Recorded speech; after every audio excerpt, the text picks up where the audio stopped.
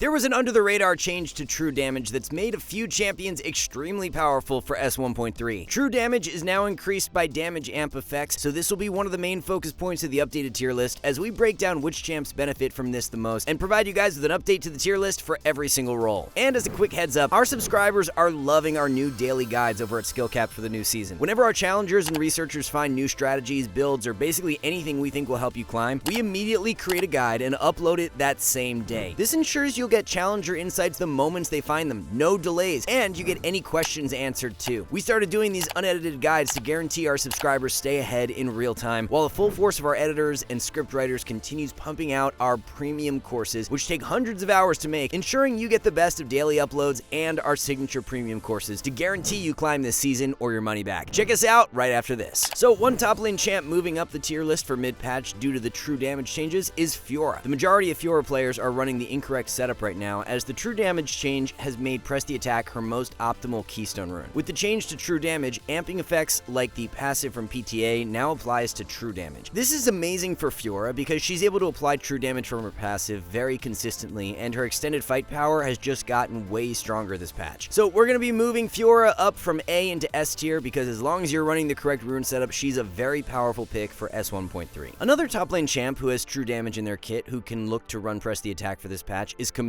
We're not as confident in saying that this setup is the most optimal for Camille, but so far it's looking like it has a lot of potential. Fiora has more consistent true damage output than Camille, so Fiora has the ability to take advantage of the PTA damage amp a little better. With that said, Camille's Q providing true damage still allows her to take advantage of these true damage changes when running PTA, and even though the sample size is very low, press the attack does have the highest win rate for any keystone on Camille in S1.3. The reason we're not as confident in calling PTA Camille's best keystone though is because it's only 2% of Camille players that are taking the rune right now, so that's just not enough data to be certain. Regardless, you should definitely look to try out press the attack on Camille for this patch, as we do think it has the potential to be one of the more sleeper OP setups moving forward. So if we have a look at the top lane tier list, we won't be making any drastic changes for mid-patch. OP tier will remain the same as where we had it for pre-patch, with Warwick, Urgot, and Cho'Gath. Lifesteal buffs to Nasus have actually landed a bit more impactful than what we were expecting, so he's getting an added push into A tier. Jack's buffs, on the other hand, landed as we expected, as they just weren't quite enough to propel him back into a powerful spot for solo queue. If you guys watched our pre-patch tier list, we did a deep dive on the Jace changes and outlined how they would not actually make his more offensive builds any better, and that's exactly what's played out. Despite the changes, Jace win rate with an Eclipse Rush went down for this patch, albeit it did go down a lot less than tank builds did, but that's what we were anticipating. Tank Jace builds are completely trash now, so definitely don't be playing those for solo queue anymore. There are just so many better and easier top lane champs to choose from right now, so we'd highly recommend staying away from Jace for S1.3. For the most part, the attack speed cap buffs haven't been all that impactful this patch, but one champ who has really shot up in win rate is Master Yi. The point in the game where you're actually able to take advantage of the attack speed cap buff is when you have 3 items, your R is active, and lethal tempo is fully stacked. As you can see in the background clip here, Yi is able to get up to 2.57 attacks per second, whereas in the previous patch, this would max out at 2.5, so you would be losing value from the attack speed in your build. If you're paired up with an enchanter who also amps attack speed, like Lulu throwing her W on you, then you gain even more value from the attack speed cap buff. Across all ranks in S1.3, Master Yi has gained over 1% win rate and is now sitting in a very powerful spot, especially when you consider meta picks from last patch like Viego and Wukong were nerfed and are no longer top tier. It gives even more room for Yi to move up, as we'll be placing him in the jungle OP tier. A jungle pick that has started to become quite popular in the higher elos and among pro players recently is Pantheon. The early to mid game skirmish power of Pantheon is quite good, which makes him more viable for this season due to the feats of strength and Otacon priority. Pantheon is just super simple to execute as well. His ganks are completely foolproof due to the point and click stun from W, so if you're looking for a new jungler to pick up, it's really not going to take you very long to get the hang of Panth. The most popular build right now has him rushing Sundered Sky into Black Cleaver second and then Unending Despair third. So you're more offensive with your first 2 pickups to try and snowball the early to mid game, but as games go later, building tanky is going to be more impactful. We're going to be moving Pantheon jungle out of the B tier for this patch, as he's no longer a bottom percentile jungler. For the jungle tier list in S1.3, there are a few really clear outliers that are on top of the meta. These champs include Diana, Nunu, and Master Yi, as they are the 3 we have slotted into the OP tier. One thing we really like about Diana and Nunu right now is that they both build hybrid with some offensive and defensive items, and it just makes them way more forgiving for the average player. Especially Diana with her Liandry's, Riftmaker, and Unending Despair core. It allows you to snowball very well throughout the early and mid game, but then when team fights break out later on, you're still quite durable as well, so you're not just getting one shot after after diving into fights. The junglers who got nerfed this patch, including Skarner, Wukong, and Viego, have all fallen in power as much as we had expected. Skarner is just not really worth it anymore for the average player. He's still solid for the elite tiers, but any rank below Diamond, there are just better options for S1.3. Viego did actually end up losing a bit more win rate than we'd expected. As we noted in the pre-patch tier list, we were expecting around a 1% drop, but it's landed a bit worse at around 1.5%. All in all, jungle meta has shifted drastically for this patch, as your priority on Wukong, Viego, and Skarner should be much lower, unless you're a one-trick of one of those champs. In regards to the buffs Riot issued to the Domination Keystone runes, it has led to an increase in power for all Domination users, but just not to the extent to where it warrants a push up the tier list for them. Lane champs have seemed to benefit quite a bit more from the electrocute changes, just because of how they're able to take advantage of the buffs way more consistently. So speaking of the Domination Keystone buffs, one mid lane champ who has seen a big surge in win rate for S1.3 has been Fizz. Buffs have resulted in over a 1% spike for Fizz, and it makes sense as he's a mid lane champ with some really strong level 3 all-in power, so the added damage to Electro just increases that even more. With the way the mid lane meta is aligned right now, it's actually a great time to pick up Fizz. Syndra, Victor, and Hui are three of the most contested mids in meta, and Fizz can play very well into all of them. It's really just Galio is the only highly picked meta mid that gives Fizz issues right now, so as long as you ban him out, you're set. So we're going to be moving Fizz up the tier list for mid patch, going from B into S tier. Another mid lane champ who was most heavily impacted by the electrocute buff this patch is LeBlanc. LeBlanc has gained even more win rate than Fizz, moving up about 1.5%, which is to be expected. LeBlanc, being a ranged mid, has the ability to proc electrocute off cooldown more consistently, so she's really able to take advantage of the buff a bit better. So with this buff coming through, we'll be moving LeBlanc up one tier, going from B into A tier. So if we have a look at the mid lane tier list, there aren't any major changes for mid patch other than Mel dropping down. After Mel got hit with her hotfix nerfs last patch, she was in such an OP state prior to them that we didn't think the nerfs would actually drop her relative power down that much, especially with her being a new champ, but she has actually landed in a much weaker state. Usually, even after new release champs get their first round of nerfs, they still end up in a good spot, but Mel has been the rare exception where that hasn't been the case. The thing about Mel is that she's not actually all that difficult to play, so compared to many of the other releases before her like Ambessa, Aurora, and Hui, it didn't actually take long for her win rate to stabilize. This is something we didn't take into account when thinking that Mel would still be in a good spot even after the nerfs, so we'll be adjusting her down the tier list for mid patch, moving her from OP into B. When looking at S1.3, the attack speed cap buffs would have been the change that stood out as the one that could impact many ADCs, but the change to true damage has been a factor as well for someone like Vayne. This true damage change was thrown in sneakily in the quality of life and bug fix section of the patch notes, so even though it's quite impactful, it was an easy change to miss. Vayne is one ADC who can look to take advantage of true damage now, being increased by damage amp effects, as press the attack is great on the champ. Due to these true damage changes, the win rate of press the attack Vayne has gone up by 1%. Lethal Tempo and PTA now have near identical win rates on Vayne, so you now have the luxury of choosing between the two based on preference and the game in hand. With an Enchantress support, Lethal Tempo is definitely still the way to go, as you want that strong extended fight strength and can also take advantage of the attack speed cap buffs once you have 3 or more items. If you are with a melee engaged support though, running press the attack has more value now and should definitely be considered. So all in all, regardless of which keystone you run on Vayne for this patch, she's gotten stronger and we'll be giving her an added push into OP tier for mid patch. So if we have a look at the ADC tier list, OP tier is now going to revolve around Jinx, Twitch, and Vayne. Misfortune is still a very strong pick even after her nerfs, but she is just now a cut below all the OP tier champs, so she's been moved down into S. Despite mid lane Mel not seeing as much success after the hotfix nerfs from last patch, bot lane Mel is actually performing pretty well. In one of our daily update videos that we upload to our website, our challenger player Hector talked about how bot lane is Mel's best role right now, and that's going to be reflected on the tier list for S1.3, with Mel bot rated 1 tier higher than Mel mid. It's just so much easier to gain advantages when you play bot lane Mel, because you'll be running teleport while the enemy won't, and you can use this to leverage an early game lead by poking the enemy out and then teleporting back to lane. Enemy ADC will then be stuck on lower health and mana, and you can be way more aggressive with your item lead. So everything that we were expecting going into the patch for support has played out to a T. Lulu is now the most played support in the game, while also holding an extremely high win rate. We noted in the pre-patch tier list that the nerfs to Bloodsong and Realm Spike were kind of odd considering Lulu was already super high priority last patch, and she's become even more OP due to champs around her becoming weaker. Thresh buffs have actually exceeded our expectations slightly thus far, as we were thinking he would only gain around 0.5% win rate, but the buffs have led to over a 1% spike. As a result, Thresh is now the standalone best melee support the that you can play for solo queue, and his tier list placement will reflect that, as we're giving him a bump into OP tier for mid-patch. With the exceptions of a few, it's definitely enchanters that are running away with the meta right now for support. Not just Nami and Lulu, but Janna, Sona, Melio, and Karma are all great right now. When it comes down to a pure carry from the support role, Elise is most definitely the strongest pick, as she's seeing great success in solo queue and even being picked a lot in pro play. The buff to Electrocute has made Elise support even stronger for this patch, as not many other supports are actually able to take advantage of those domination keystone buffs. Alright guys, one last thing, our rank up guarantee is insane. It's like signing up for the gym and getting a refund if you don't get ripped. That's how confident we are in SkillCapped. We obsess over making the best guides with top players, rigorous testing, and top tier video editing to make your climb easy. If you're ready to level up, visit skillcapped.com and see the difference. So there you have it everyone, a quick update on the solo queue tier list for every single role as we reach the midway mark of S1.3. Thank you all so much for watching, and we'll see you in the next one.